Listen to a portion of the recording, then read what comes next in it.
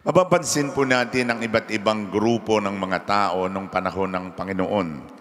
Nariyan po ang Pariseo, nariyan po ang Eskribas, nariyan din pong Seduseo. Ito pong Seduseo hindi naniniwala sa buhay na walang hanggan. Hindi naniniwala sa mga anghel at sa pagkatapos ng buhay dito sa mundo ay meron pang panibagong buhay. Ito po naman pong Pariseo ay mga dalubhasa sa batas. At ang tingin nila sa kanilang sarili, sila'y angat sa iba. Gayun din po ang Eskriba. Nagkakapareho po sila sa isang bagay na subukin ang Panginoon at siya ay hindi nila tinatanggap bilang Mesiyas. Pareho po silang tumatanggap sa batas. Pareho po silang kumakilala kay Moises. Kaya naman sinubukan ng isang dalubhasa sa batas na tanungin ng Panginoon, alin po ba ang pinakamahalagang utos? Noong unang panahon ay merong 613 commandments with all those ramifications.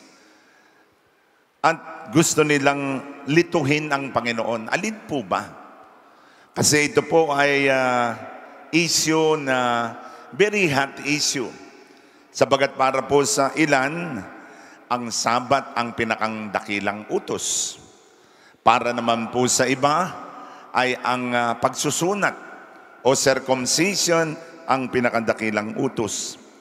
Kaya naman ine-expect nila na the Lord will take side doon sa mga opinion. Pero nagulat sila because Jesus summarized the law and commandment into two. Ibigin mo ang Diyos ng buong puso, ng buong kaluluwa, at ng buong pag-iisip. To love God with all our mind, with all our heart, with all our strength. At paano po ba natin mamahalin ang Diyos ng buong puso? Ang puso po natin ay masasabing ito po yung pinakang bodega ng ating pagkatao. Dito natin iniimbak yung lahat ng mga magagandang damdamin. Gayun din ang mga itinatago nating damdamin. Galit, sama ng loob, puot, naririto po. Lahat po ng ating mga attachment, naririto po sa ating puso. Kaya to love God with all our heart means to surrender all the feelings to the Lord. Buong buo, hindi hati-hati, hindi pira-piraso. Sabi nga sa Lokbay, hindi ata-atado, kung hindi buong puso at walang ititira.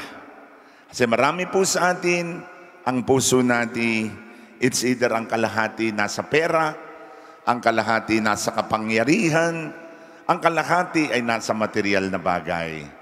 Kaya nga, loving God with all our heart is surrendering all the feelings to the Lord. Whole, buo, walang ititira. Pangalawa, ibigin mo ang Diyos ng buong kaluluwa, ng buong pag-iisip. Loving God with all our mind is learning to consult the Lord about everything, all the issues of our life. Para bang batang laging nagtatanong, Lord, tama po ba ang gagawin ko? And that is loving God with all our mind. And there are two important questions that we need to ask whenever we are confronted with a decision. Will my action, number one, will my action and decision glorify my God? And if the answer is yes, then you are doing the right thing. And the second question is, will it help me attain salvation? Yung bang gagawin kong desisyon, yung bang gagawin kong aksyon, ay makakatulong sa akin para tanggapin ko ang kaligtasan at buhay na walang hanggan? And if the answer is yes, then you are loving God with all our mind. Loving God with all our mind is like being child, always consulting the Lord in all areas of our life. Pangatlo, loving God with all our strength. Alin po ba ang ating masasabing akin? Buhay mo, galing sa Diyos. Asawa mo, kahit hindi ka maniwala, galing sa Diyos. Mga anak mo, galing sa Diyos. Lahat ng nasa sa iyo maliban sa kasalanan, galing sa Diyos. Kaya practically, kung galing sa Diyos lahat, ibibigay mo ang lahat-lahat sa Panginoon. Loving God with all our strength is praising the Lord, glorifying the Lord, not only by our lips, but by our lives. At ang pangalawang utos ay, ibigin mo ang iyong kapwa gaya ng iyong sarili. To love our neighbor as we love ourselves. Mahirap po yata yun. Namamahalin natin ang kapwa gaya ng pagmamahal sa sarili.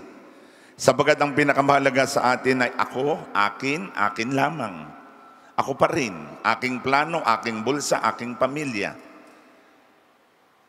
And this is a challenge for us to see in the face of our neighbor, the face of our Lord Jesus Christ.